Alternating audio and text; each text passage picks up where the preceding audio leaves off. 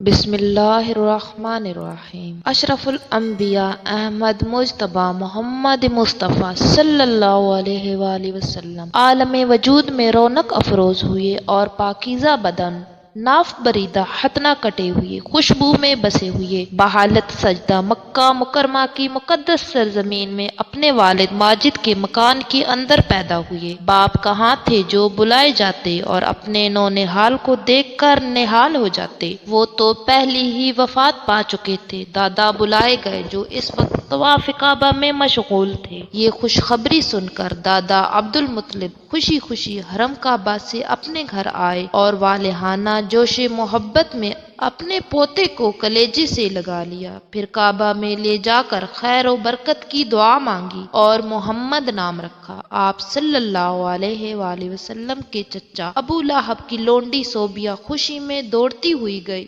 اور ابو لہب کو بھتیجا پیدا ہونے کی خوشخبری سنائی تو اس نے اس خوشی میں شہادت کی انگلی کے اشارے سے صوبیہ کو آزاد کر دیا،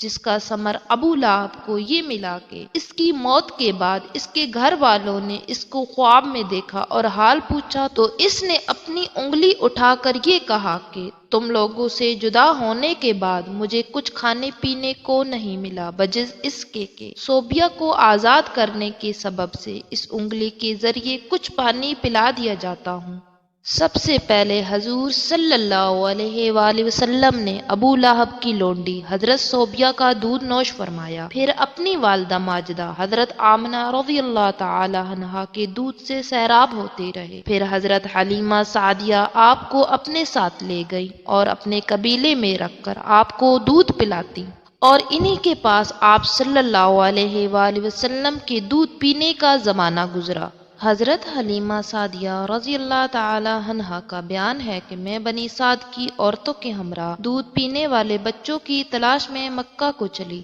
اس سال عرب میں بہت سخت کال پڑا ہوا تھا، میری گود میں ایک بچہ تھا، مگر فقر و فاقہ کی وجہ سے میرا دودھ نہیں آتا تھا جو اس کو کافی ہو سکے۔ رات بھر وہ بچہ بھوک سے تڑپتا اور روتا بلبلاتا رہتا تھا اور ہم اس کی دلجوئی اور دلداری کے لیے تمام رات بیٹھ کر گزارتے تھے۔ ایک اونٹنی بھی ہمارے پاس تھی مگر اس کے بھی دودھ نہ تھا۔ مکہ مکرمہ کے سفر میں جس خچر پر میں سوار تھی وہ بھی اس قدر لاغر تھا کہ قافلہ والوں کے ساتھ نہ چل سکتا تھا، میرے ہمراہی بھی اس سے تنگ آ چکے تھے۔ بڑی بڑی مشکلوں سے یہ سفر طے ہوا۔ جب یہ قافلہ مکہ مکرمہ پہنچا تو جو عورت رسول صلی اللہ علیہ وآلہ وسلم کو دیکھتی اور یہ سنتی کہ یہ یتیم ہے تو کوئی عورت آپ کو لینے کے لیے تیار نہ تھی، کیونکہ بچے کے یتیم ہونے کے سبب سے زیادہ انعام و اکرام ملنے کی امید نہیں تھی۔ ادھر حضرت حلیمہ سعدیہ رضی اللہ تعالی عنہ کی قسمت کا ستارہ چمک اٹھا تھا۔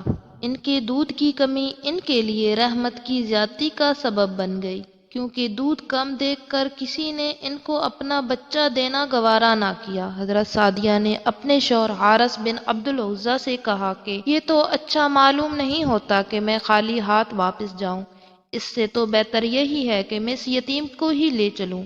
شوہر نے اس کو منظور کر لیا اور حضرت حلیمہ نے اس در یتیم کو لے کر آئی، جس سے صرف حضرت حلیمہ سعدیہ اور حضرت آمنہ کے گھر میں ہی نہیں بلکہ کائنات عالم کے مشرق و مغرب میں اجالا ہونے والا تھا۔ حضرت حلیمہ سعدیہ کی سوئی ہوئی قسمت بیدار ہو گئی اور سرور کائنات صلی اللہ علیہ وآلہ وسلم ان کی آغوش میں آ گئے۔ اپنے خیمے میں لا کر جب دودھ پلانے بیٹھی تو باران رحمت کی طرح برکات نبوت کا ظہور شروع ہو گیا۔ خدا کی شان دیکھیے کہ اس قدر دودھ اترا کہ رحمت عالم صلی اللہ علیہ وآلہ وسلم نے بھی اور ان کے رضائی بھائی نے بھی خوب شکم سیر ہو کر دودھ پیا اور دونوں آرام سے سو گئے۔ ادھر اونٹنی کو دیکھا تو اس کے تھن دودھ سے بھر گئے تھے۔ حضرت حلیمہ رضی اللہ تعالی عنہا کے شوہر نے اس کا دودھ دھویا اور میاں بیوی دونوں نے خوب سیر ہو کر دودھ پیا اور دونوں شکم سیر ہو کر رات بھر سکھ اور چین کی نیند سوئے۔ حضرت حلیمہ سعدیہ کا شوہر حضور رحمت عالم صلی اللہ علیہ وآلہ وسلم کی یہ برکتیں دیکھ کر حیران رہ گیا اور کہنے لگا کہ حلیمہ تم بڑا ہی مبارک بچہ لائی ہو۔ حضرت حلیمہ رضی اللہ تعالی عنہ نے کہا واقعہ مجھے بھی یہی امید ہے کہ یہ نہایت ہی برکت والا بچہ ہے اور خدا کی رحمت بن کر ہم کو ملا ہے، اور مجھے یہی توقع ہے کہ ہمارا گھر خیر و برکت سے بھر جائے گا۔ ایک دن آپ صلی اللہ علیہ وآلہ وسلم چراگاہ میں تھے کہ ایک دم حلیمہ سعدیہ رضی اللہ تعالی عنہا کے ایک فرزند زمرہ دوڑتے اور ہانپتے کانپتے ہوئے اپنے گھر پر آئے اور اپنی ماں حضرت بی بی حلیمہ رضی اللہ تعالی عنہا سے کہا کہ اماں جان بڑا غضب ہو گیا، محمد صلی اللہ علیہ وآلہ وسلم کو 3 آدمیوں نے جو بہت ہی سفید لباس پہنے ہوئے تھے چتلٹا کر ان کا شکم پھاڑ ڈالا ہے، اور میں اسی حال میں ان کو چھوڑ کر بھاگا ہوا آیا ہوں۔ یہ سن کر حضرت حلیمہ رضی اللہ تعالی عنہا اور ان کے شوہر دونوں بدحواس ہو کر گھبرائے ہوئے دوڑ کر جنگل میں پہنچے تو یہ دیکھا کہ آپ صلی اللہ علیہ وآلہ وسلم بیٹھے ہوئے ہیں،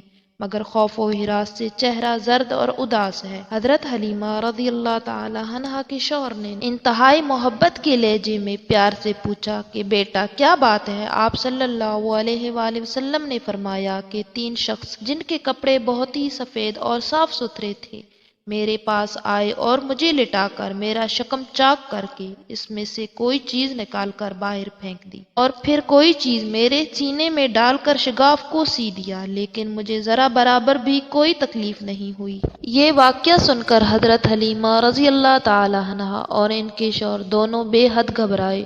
اور شوہر نے کہا حلیمہ مجھے ڈر ہے ان کے اوپر شاید کچھ آسیب کا اثر ہے، لہٰذا بہت جلد تم ان کو ان کے گھر والوں کے پاس چھوڑاؤ۔ اس کے بعد حضرت حلیمہ آپ صلی اللہ علیہ وآلہ وسلم کو لے کر مکہ مکرمہ آئیں، کیونکہ انہیں اس واقعے سے یہ خوف پیدا ہو گیا تھا شاید اب ہم ان کی حفاظت نہ کر سکیں۔ مکہ معظمہ پہنچ کر حضرت حلیمہ رضی اللہ تعالی عنہا نے آپ صلی اللہ علیہ وآلہ وسلم کو ان کی والدہ ماجدہ حضرت آمنہ رضی اللہ تعالی عنہا کے سپرد کیا تو انہوں نے دریافت فرمایا کہ حلیمہ تم نے بڑی خواہش اور چاہ کے ساتھ میرے بچے کو اپنے گھر لے گئی، پھر اس قدر جلد واپس لے آنے کی وجہ کیا ہے؟ جب حضرت حلیمہ رضی اللہ تعالی عنہا نے شکم چاک کرنے کا واقعہ بیان کیا اور آسیب کا شبہ ظاہر کیا تو حضرت بی بی آمنہ رضی اللہ تعالی عنہا نے فرمایا کہ ہرگز نہیں، خدا کی قسم میرے نور نظر پر ہرگز کبھی بھی کسی جن یا شیطان کا عمل داخل نہیں ہو سکتا۔ میرے بیٹے کی بڑی شان ہے۔ پھر ایام حمل اور وقت ولادت کے حیرت انگیز واقعات سنا کر حضرت حلیمہ رضی اللہ تعالی عنہا کو مطمئن کر دیا، اور حضرت حلیمہ رضی اللہ تعالی عنہا آپ صلی اللہ علیہ وآلہ وسلم کو آپ کی والدہ ماجدہ کے سپرد کر کے اپنے گاؤں واپس چلی آئیں، اور آپ صلی اللہ علیہ وآلہ وسلم اپنی والدہ ماجدہ کی آغوش تربیت میں پرورش پانے لگے۔